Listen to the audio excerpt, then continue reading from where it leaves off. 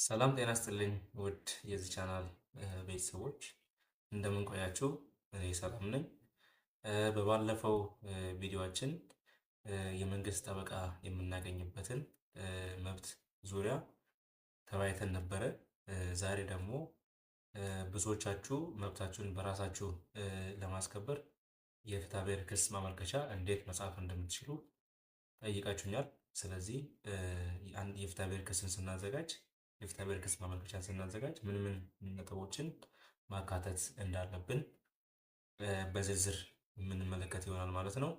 እስከ ቪዲዮ ፍጻሜ ድረስ አብራችሁን ቆዩ። ለዚህ ቪዲዮ ቻናል አዲስ የሆናችሁ ሰዎች ቻናሉን ሰብስክራይብ በማድረግ ቤተሰብ የሆኑ እንዲሁም ቪዲዮውን ላይክ እና ይመለከተዋል ያስፈልገዋል ለምትሉት ሰው ሼር በማድረግ እንደዚህ ጀምሮ ይሁን። እስከ ቪዲዮ ፍጻሜ ድረስ አብራችሁን ቆዩ። በመጀመሪያ ደረጃ የምናየው የህጉን ኮንተንት ነው ወይም ደግሞ የህግ መሰረቱን ነው።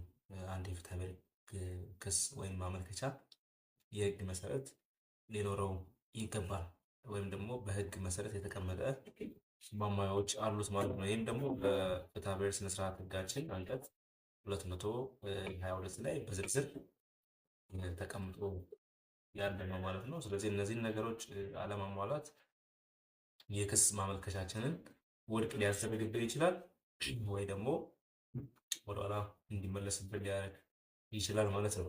በህጉ ላይ የተቀመጡ ነገሮችን አሟልተን ሊሆን ይገባል። የምናዘጋጀው ማመልከቻዎችን ስናዘጋጅ ልናሟላቸው የሚያስፈልጉ የሚገቡ ስለሆኑ እነዛን ማዘጋጀት ግድ ይላል። እነዛን ተከትለን ካላዘጋጀን እንደነገርኳችሁ ክሳችን ወይ ውድቅ ይሆናል ወይ ደግሞ ወደኋላ ይመለስብናል የሚለው ነው።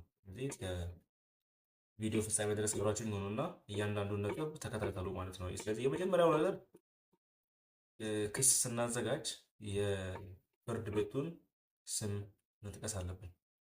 አቤቱታው የሚቀርብለትን ወይም ደግሞ ያቀረባችሁለትን ፍርድ ቤት ስም መጥቀስ ያስፈልጋል። ለምሳሌ ለፌዴራል የመጀመሪያ ደረጃ ፍርድ ቤት ከሆነ ከላይ ላይ ለፌዴራል ደረጃ ፍርድ ቤት ተብሎ ሊጠቀስ ይገባል። ለእንዲህ ወረዳ ለምሳሌ ለካምባ ወረዳ ለሆነ ወረዳ ተብሎ ለጋርዳ ማርታ ወረዳ፣ ለካምባ ወረዳ፣ ለአርባ ምንጭ ወረዳ፣ ለወላይታ ምናምን እየተባለ መጠቀስ መቻል አለበት ማለት ነው። ስለዚህ ይሄ ካልተጠቀሰ ተቀባይነት አይኖረውም። የመጀመሪያው እሱ ነው። ሁለተኛው ደግሞ የተከራካሪ ወገኖች ስም እና አድራሻ መጠቀስ አለበት።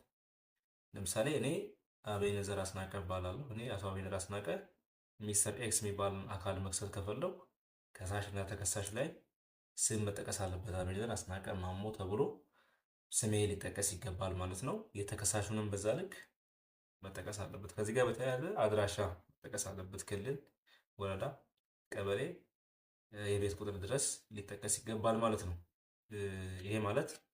ይሄ ለምን ይጠቅማል ማለት ነው? ፍርድ ቤት መጥሪያ ስለሚልክ የተከሳሽን አድራሻ ወዲያው እንዲያውቅ ይረዳዋል ማለት ነው። ሶስተኛው ተወካይ ካለ ለምሳሌ ከሳሽ ወይም ተከሳሽ ሕፃን ሊሆን ይችላል ወይም ደግሞ በሕግ የተከለከለ ሰው ሊሆን ይችላል ፍርድ ቤት ቀርቦ ለመከራከር። ስለዚህ እነሱን ወክሎ የሚከራከር ሰው ካለ ተወካይ ካለ የዛ ሰው ስምና አድራሻ እንግዲህ ላይ በነገርኳቸው መሰረት አሁንም በግልጽ ተደንግጎ በግልጽ በክሳችሁ ማመልከቻ ላይ በግልጽ መቀመጥ መቻል አለበት ማለት ነው።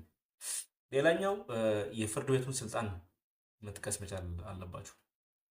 እንደዚህ የጠቀስኩላችሁ ነገር በአጠቃላይ በፍትሐብሔር ስነስርዓት ሕግ ቁጥር 222 ላይ ተደርድሮ ነው ያሉት። እንግዲህ ይህንን የፍትሐብሔር ስነስርዓት ሕግን ካሏቸው ሰዎች ተቀብላችሁ ወይም ደግሞ እንግዲህ ሰርች አድርጋችሁ አውርዳችሁ ማየት ትችላላችሁ ማለት ነው። እንግዲህ ሌላኛው እየጠቀስኩላችሁ ምንድነው የፍርድ ቤቱን ስልጣን መጥቀስ መቻል አለበት ወይም ደግሞ ፍርድ ቤቱ ስልጣን እንዳለው የሚጠቅስ ነገር ሊካተትበት ይገባል።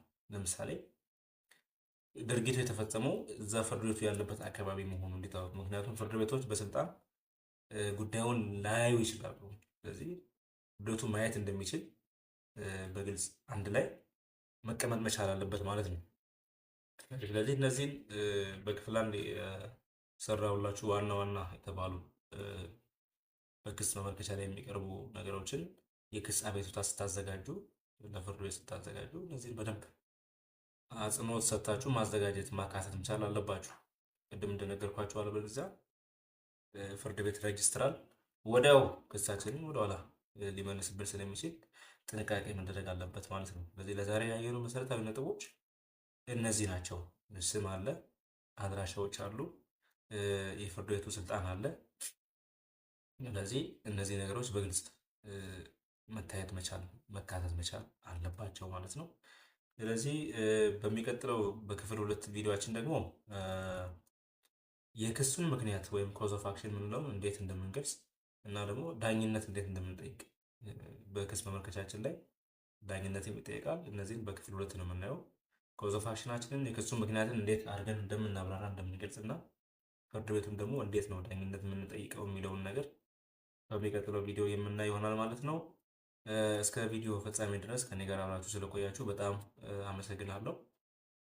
ለዚህ የቪዲዮ ቻናልን መግቢያ ላይ እንደነገርኳችሁ አዲስ የሆናችሁ ሰዎች ቻናሉን ሰብስክራይብ አድርጉ።